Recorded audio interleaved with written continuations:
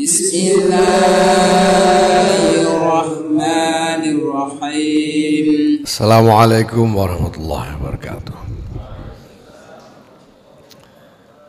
Alhamdulillah, syukurillah, wassalatu wassalamu ala rasulillah Sayyidina Maulana Muhammad ibn Abdullah wa ala alihi wa sahbihi mawala ma ba'd. Alhamdulillah,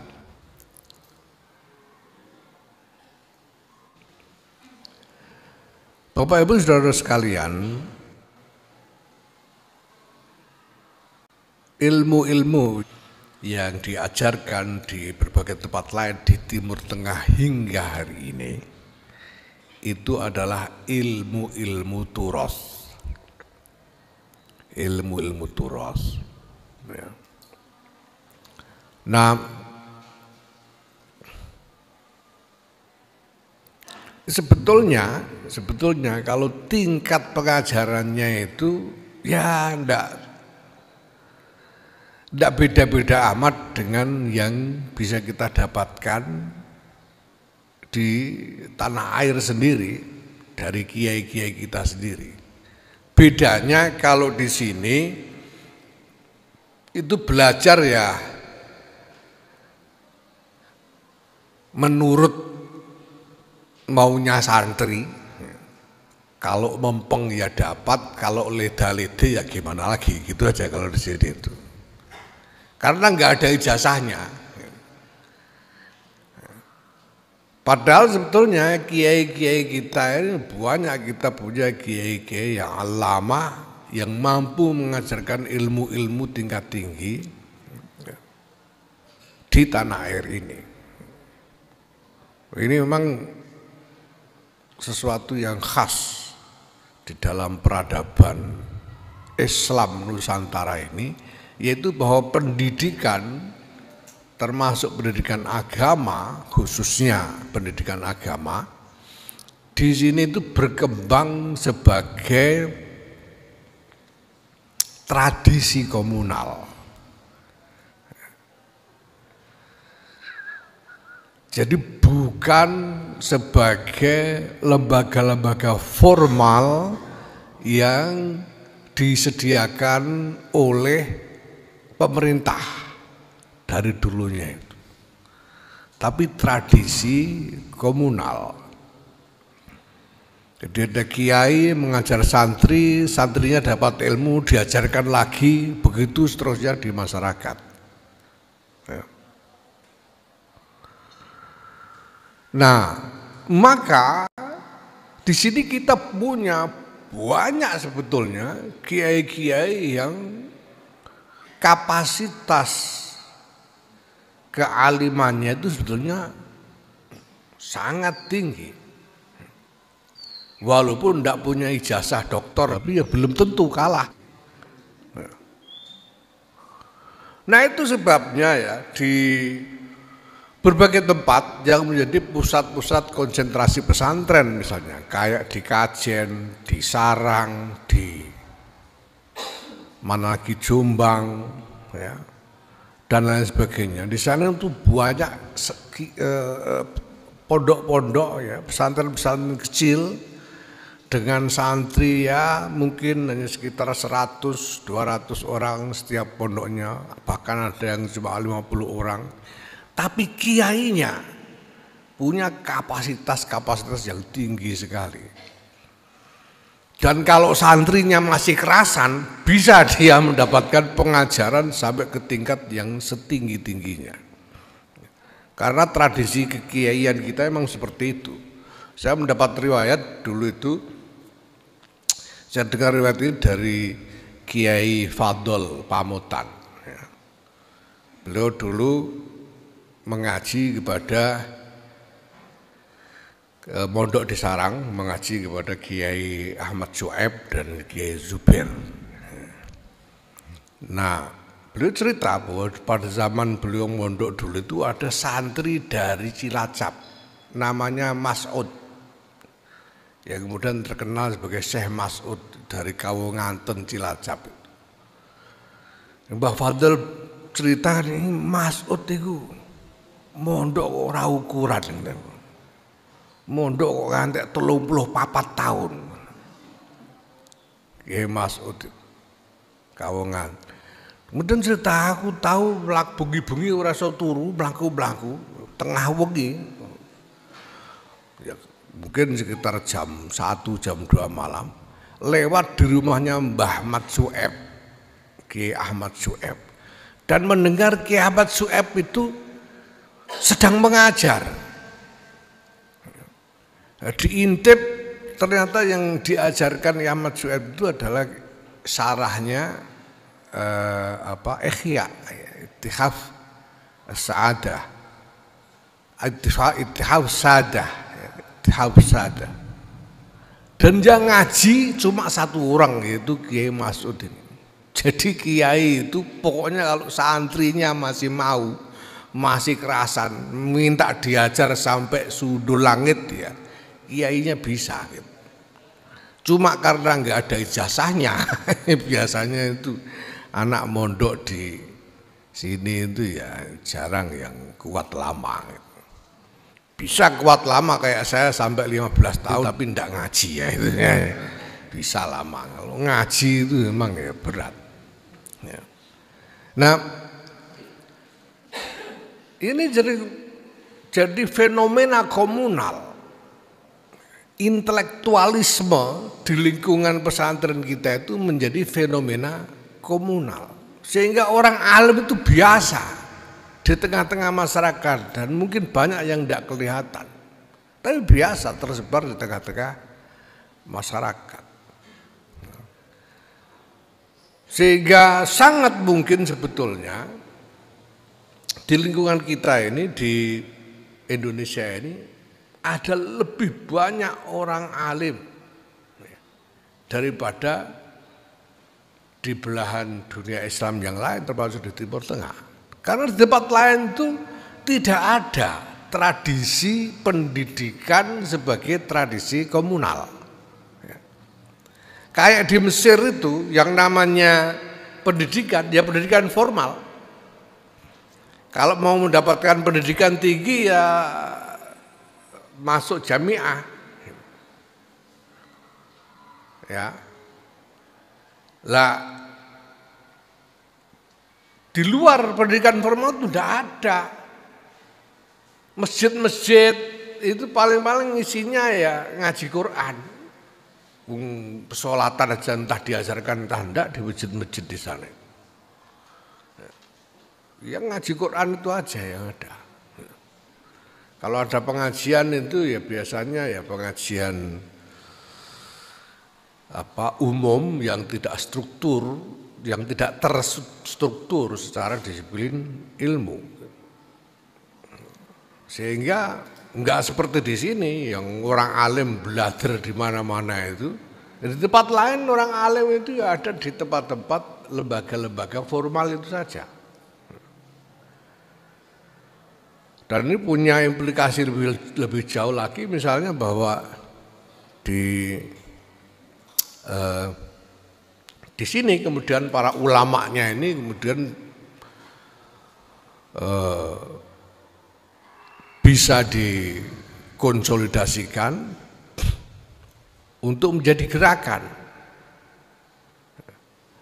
Karena alim-alim semua dan terbiasa bergulat dengan masyarakat semuanya. Ini beda dengan Azhar misalnya. Azhar itu alumninya di Mesir itu enggak terhitung. Tetapi tidak bisa menjadi gerakan sosial seperti di Indonesia ini. Karena enggak ada tradisi bergulat bersama masyarakat. Tidak ada tradisi komunal. Ya. Nah, Bapak Ibu Saudara sekalian, pengurus besar Nahdlatul Ulama memperkenalkan wacana tentang fikih peradaban. Berdasarkan pemikiran bahwa kita ini sekarang sedang mengalami satu kenyataan peradaban yang sama sekali berbeda dari kenyataan peradaban pada waktu tradisi Turos itu dilahirkan. Jadi zaman tempat kita hidup sekarang ini sama sekali berbeda, nggak ada sama-samanya.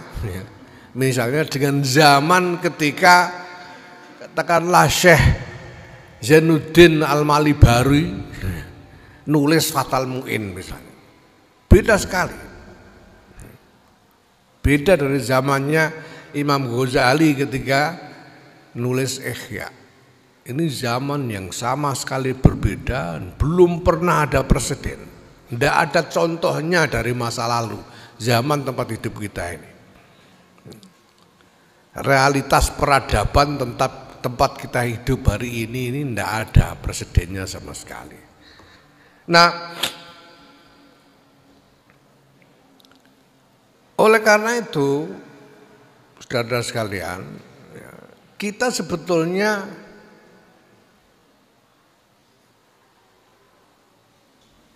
punya tanggungan,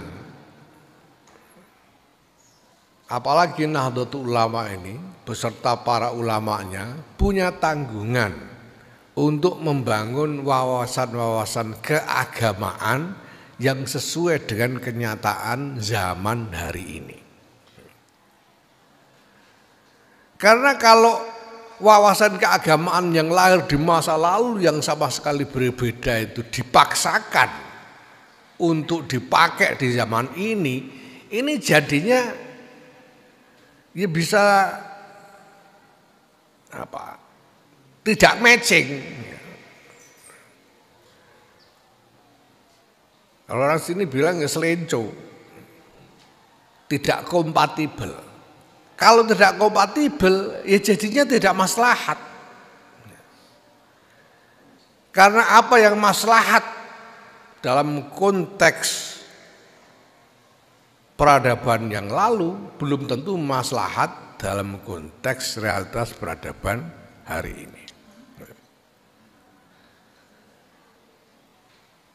Nah, itu sebabnya di dalam Muktamar ke-28 di Krapyak tahun 1989 ya, ditetapkan keputusan muktamar ya, yang isinya menyatakan bahwa fikih harus dikontekstualisasikan dengan perkembangan zaman. Ini dasarnya apa? Dasarnya dawuhnya Mbah Ali bahwa Islam itu harus sholihun likulli zaman wa makan. Kalau tiba-tiba di satu zaman atau satu tempat Islam kok jadi masalah, berarti wawasan keislamannya itu yang tidak kompatibel dan harus dikontekstualisasi. Karena Islam itu harus wujudnya harus jadi maslahat. Kalau belum maslahat ya belum Islam, gitu aja. Nah, PBNU memperkenalkan wacana tentang fikih peradaban ini untuk mendorong tumbuhnya pemikiran di kalangan para ulama kita dalam menanggapi perubahan zaman yang luar biasa saat ini. Perubahan zaman yang sudah beda sekali. Ada banyak hal yang lebih baru lagi yang sudah muncul. Nah, tapi seperti saya katakan tadi, yang disediakan oleh lembaga-lembaga pendidikan di Timur Tengah sampai hari ini sebagian besar, terutama di pusat-pusat pendidikan tinggi tradisional seperti di Maroko, di Mesir, Sudan, Yaman, Syria, dan lain-lain ini adalah pengajaran tentang Turos.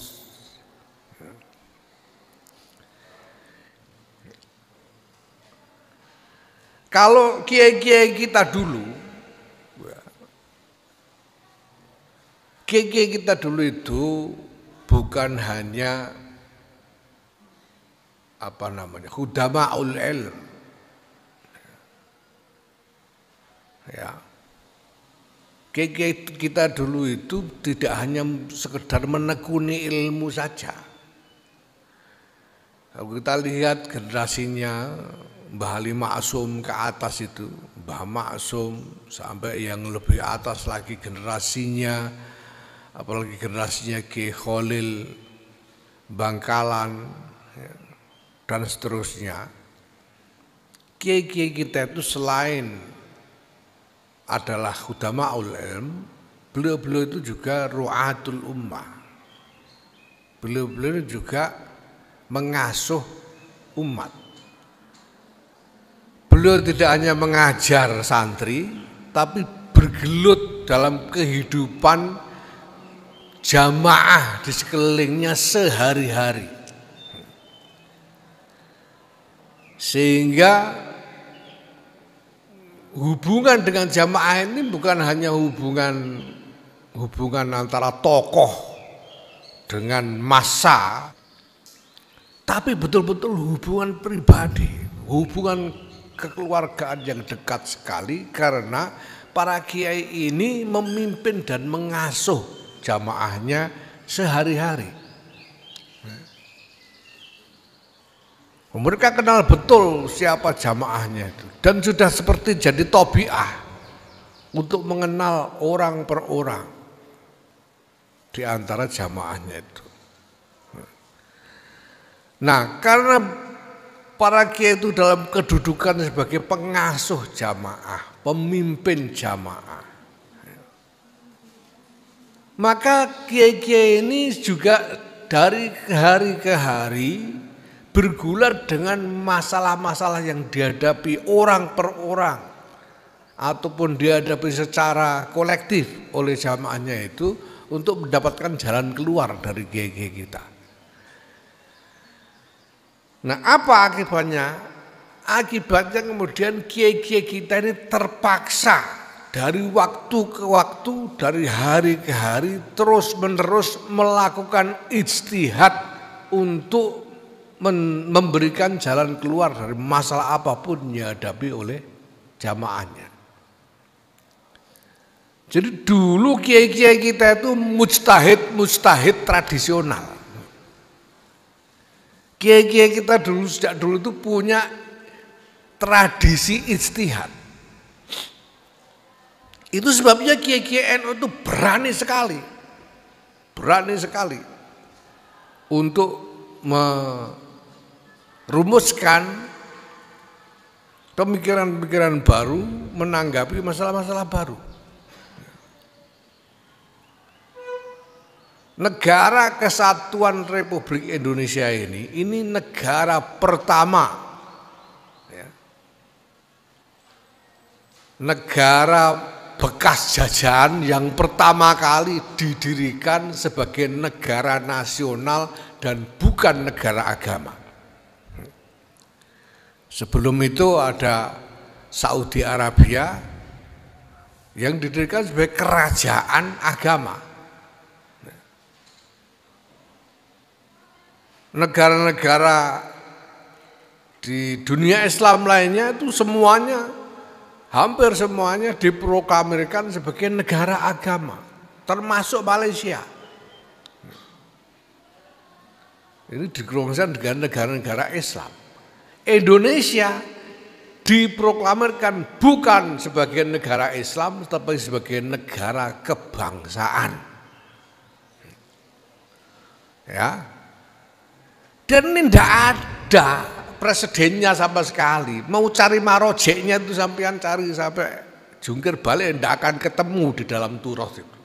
Negara kebangsaan itu tidak akan ketemu. Daulah qaumiyah itu tidak ketemu di Turas itu. Yang ada daulah Islamiyah semuanya. Tapi negara kebangsaan ini diterima dan disahkan ya, berdasarkan wawasan syariat oleh para ulama-ulama kita. Ini kalau bukan ulama Nusantara tidak berani istihad kayak begini nih. Lah kenapa berani? Ya sudah biasa kok. Kiai-kiai itu istihad sehari-hari itu sudah biasa. Apalagi istihad ngarang suwuk dhewe aja biasa kiai-kiai kita. Jadi, nah itulah sebabnya maka ketika kita perkenalkan wacana baru tentang fikih peradaban dengan mudah diterima oleh kiai-kiai kita, tidak kaget kiai-kiai, sudah biasa. Dan bahkan di dalam konteks jamiah sebetulnya dari waktu ke waktu, dari satu muktamar ke muktamar yang lain sudah ada keputusan-keputusan yang menuntun ke arah sana. Mulai dari muktamar di Krapia tahun 89, disusul dengan Munas Alim Ulama di Lampung tahun 92, disusul dengan Muktamar NU di Cipasung dan seterusnya. Ini semua menuntun Nahdlatul Ulama ini untuk terus mengembangkan pemikiran-pemikiran baru terkait wawasan keagamaan ini untuk merespons perkembangan zaman. Maka ini yang penting untuk saya sampaikan, maka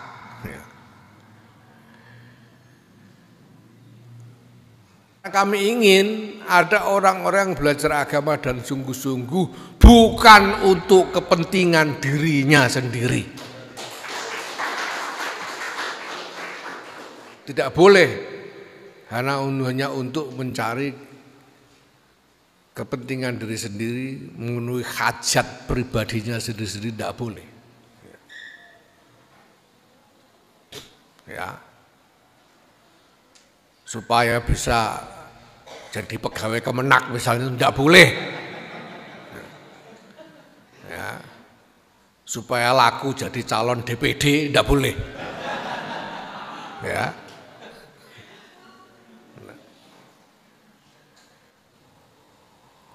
Ini saya kira, terima kasih. Wallahul muwaffiq ila aqwamit thoriq. Wassalamualaikum warahmatullahi wabarakatuh.